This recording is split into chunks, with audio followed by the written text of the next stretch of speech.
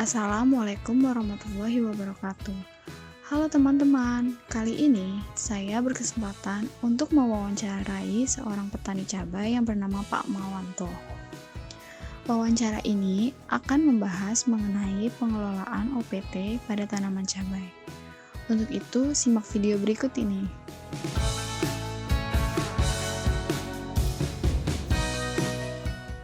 Pak Mawanto merupakan seorang petani yang sudah lebih dari 15 tahun bergelut di dalam budidaya tanaman cabai. Varietas cabai yang digunakan Pak Mawanto adalah cabai merah keriting dan cabai rawit. Tanaman cabai ini ditanam di lahan beddingan dengan menggunakan mulsa plastik. Mulsa memiliki manfaat, yaitu dapat menekan pertumbuhan gulma pada tanaman cabai, sehingga pengendalian gulma yang dilakukan pada sekitar tanaman hanya sedikit dan dapat dilakukan secara manual, yaitu menggunakan tangan. Sedangkan untuk gulma yang terdapat pada daerah parit, perlu dilakukan pengendalian dengan menggunakan herbisida kimia. Selain itu, mulsa juga berguna untuk menekan perkembangan hama penyakit. Biasanya, hama yang menyerang tanaman cabai yang sudah mulai dewasa adalah hama thrips. Serangan hama thrips pada tanaman cabai menyebabkan daun bagian bawah terlihat garis-garis keperakan, terdapat bercak-bercak kuning hingga kecoklatan, kemudian daun keriting atau keriput, dan kemudian mati.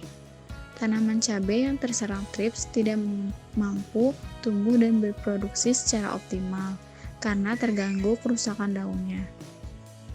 Hama tersebut juga berperan sebagai pembawa virus yang mudah sekali menyebar.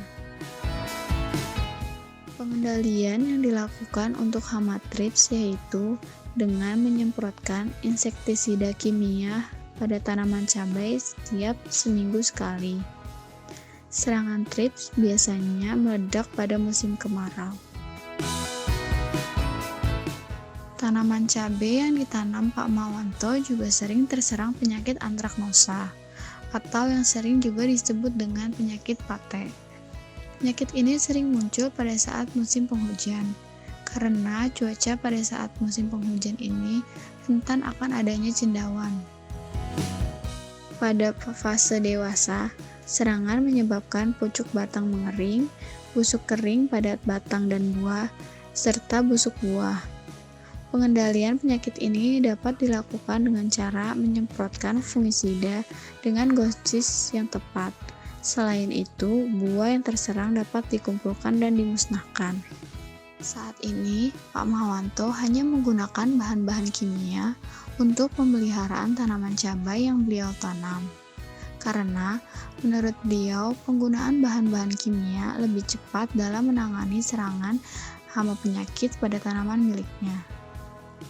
Pak Mawanto menuturkan bahwa pernah menggunakan bahan-bahan organik untuk melakukan pemupukan dan pengendalian hama penyakit.